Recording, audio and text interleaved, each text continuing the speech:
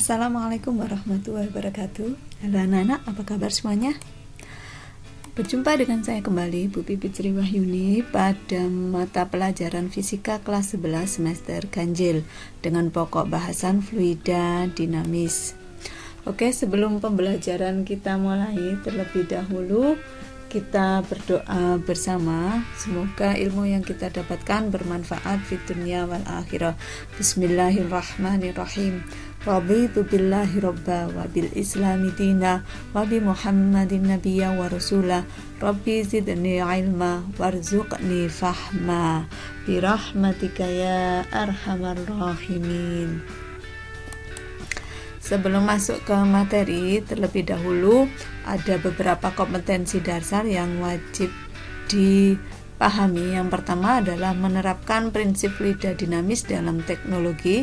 Yang kedua, membuat dan menguji proyek sederhana yang menerapkan prinsip dinamika fluida dan makna fisisnya. Sedangkan untuk indikator, 1. Menganalisis hukum fluida dinamis. Kemudian mengaplikasikan asas Bernoulli dalam kehidupan sehari-hari, membuat ilustrasi tiruan aplikasi asas Bernoulli, serta membuat laporan dan mempresentasikan hasil produk aplikasi dari asas Bernoulli. Nah,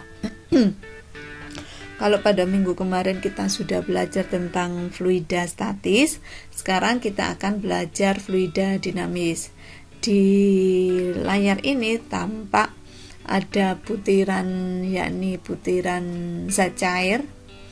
Dia bergerak ke sana kemari. Nah, seperti inilah nanti yang akan kita pelajari pada fluida dinamis. Karena fluida dinamis ini berasal dari dua kata, yakni fluida dan dinamis. Fluida sendiri adalah zat alir atau zat yang dapat mengalir, sedangkan dinamis ini adalah bergerak. Jadi kalau fluida dinamis artinya apa? Fluida atau zat alir yang bergerak. Kira-kira contohnya apa? Iya, contohnya adalah air terjun, betul.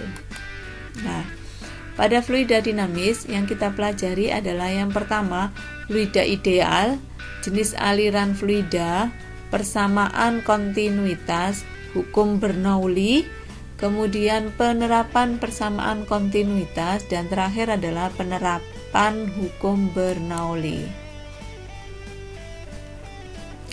Nah, yang pertama adalah fluida ideal, ada beberapa syaratnya. Yang pertama, tidak kompresibel, artinya adanya perubahan tekanan tidak mengubah volume fluida.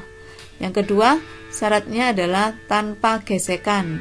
Nah, gesekan antara fluida dengan dinding tempat mengalirnya itu bisa diabaikan. Dan terakhir adalah aliran stasioner. Setiap partikel fluida mempunyai garis alir tertentu dan untuk luas penampang yang sama mempunyai laju aliran yang sama. Ini contohnya adalah fluida dinamis. Contohnya adalah seperti ini. Selanjutnya yang nomor 2, jenis aliran fluida ada 2. Aliran laminer. Nah, laminer adalah mengikuti lintasan yang mulus dan lintasan tidak saling bersilangan. Contohnya adalah air pada pipa. Yang kedua adalah aliran turbulen, yaitu ditandai dengan adanya lingkaran tak menentu dan menyerupai pusaran. Biasanya ada pada arus sungai, arus danau, dan arus laut. Nah, seperti itu. Nah, yang ketiga adalah persamaan kontinuitas. Di sini ada sebuah gambar yang sering kita lakukan, yakni menyiram tanaman.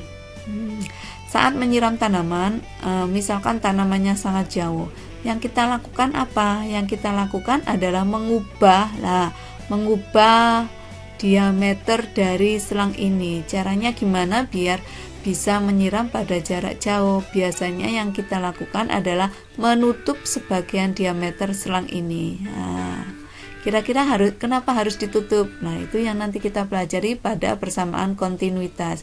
Jadi kalau ada dua pipa dengan diameter yang berbeda, katakanlah ini A1, ini A2, maka nanti kecepatannya akan berbeda.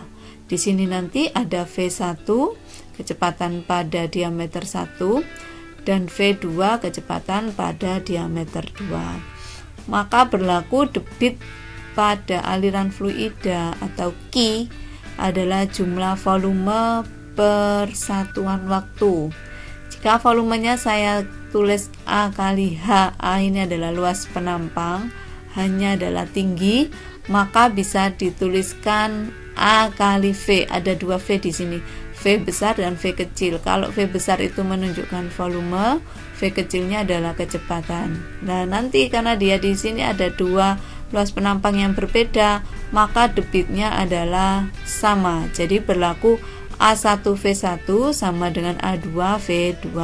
Jadi kalau kita pengen menyiram, yang dilakukan adalah memperkecil luas penampang agar bisa menyiram dengan jarak yang paling jauh atau kecepatannya lebih besar. Keempat adalah hukum Bernoulli. Hukum Bernoulli seperti ini. Ini ada hubungannya antara fluida dalam pipa, antara tekanan, ketinggian, dan laju dinamika. Contoh aplikasinya seperti ini. Jadi di sini ada fluida pada pipa, tekanan, ketinggian, dan lajunya adalah konstan, atau bisa dituliskan P plus rho GH plus setengah rho V kuadrat sama dengan konstan. Nanti aplikasinya di soal aja biar lebih mempermudah. Nah, contoh soalnya seperti ini. Sebuah pipa panjang memiliki penampang berbeda pada kedua ujungnya. Jika luas penampang pipa 1 ini berarti dan pipa 2 berturut-turut 150 cm persegi dan 100 cm persegi. Kecepatan aliran air pada bagian 1 adalah 8 meter per sekon, maka tentukan debit air, itu yang A. Yang B, kecepatan aliran pipa bagian 2. Setelah kita tuliskan yang diketahui, maka kita cari nilai debit atau Q.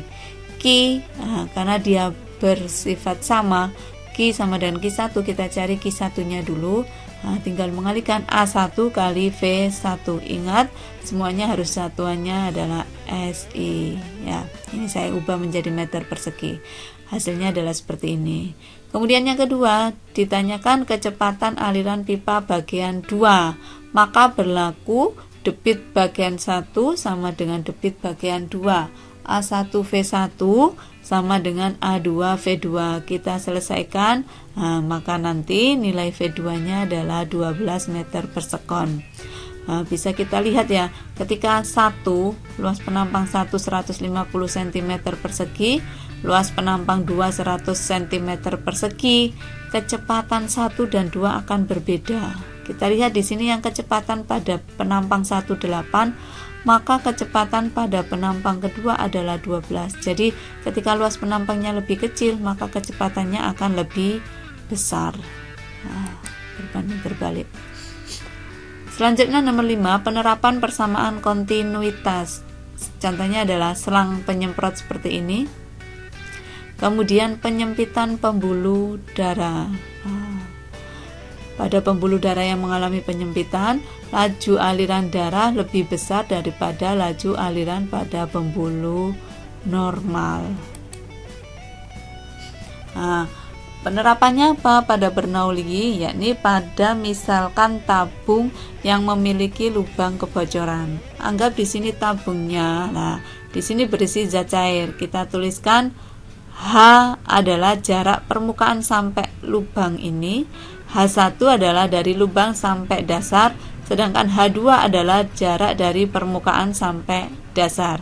Maka kalau kita mencari laju air, tinggal akar 2GH. Jangan lupa hanya ini diukur dari permukaan sampai lubang. Sedangkan kalau kita mencari jangkauan terjauh pancaran air, X sama dengan 2 akar H kali H1. Kemudian untuk T atau waktu mencapai tanah atau mencapai dasar, akar 2H1 per G. Penerapan hukum Bernoulli. Yang pertama ada venturimeter. Venturimeter ini ada dua, dengan manometer dan tanpa manometer. Kemudian tabung pitot, dan terakhir adalah alat penyemprot atau alat penyemprot nyamuk itu ya. Nah, kemudian di sini ada gaya angkat pesawat terbang. Jadi kalau pesawat akan terbang itu, bagaimana dia bisa bergerak ke atas. Nah, pesawat akan terangkat ke udara karena apa? Laju bagian atas dari pesawat itu lebih besar daripada bagian bawah, makanya dia akan terangkat. Nah, ini F1 min F2 sama dengan P1 min P2 kali A. Nah, kalau tekanannya gimana? Tekanan kalau misalkan di atas lebih besar daripada di bawah, kira-kira pesawatnya terangkat apa enggak? Jelas enggak. Kalau kepingin terangkat, maka tekanan bagian atas harus lebih kecil daripada tekanan bagian bawah. Ini ada 2 soal, silakan dikerjakan di buku kalian masing-masing untuk mengecek sejauh mana pemahaman kalian. Nah, dikumpulkan nanti ketika masuk sekolah. Oke, saya akhiri sampai sekian dulu pertemuan kita tentang fluida dinamis. Mudah-mudahan apa yang kita pelajari bermanfaat. Saya akhiri, wassalamualaikum warahmatullahi wabarakatuh.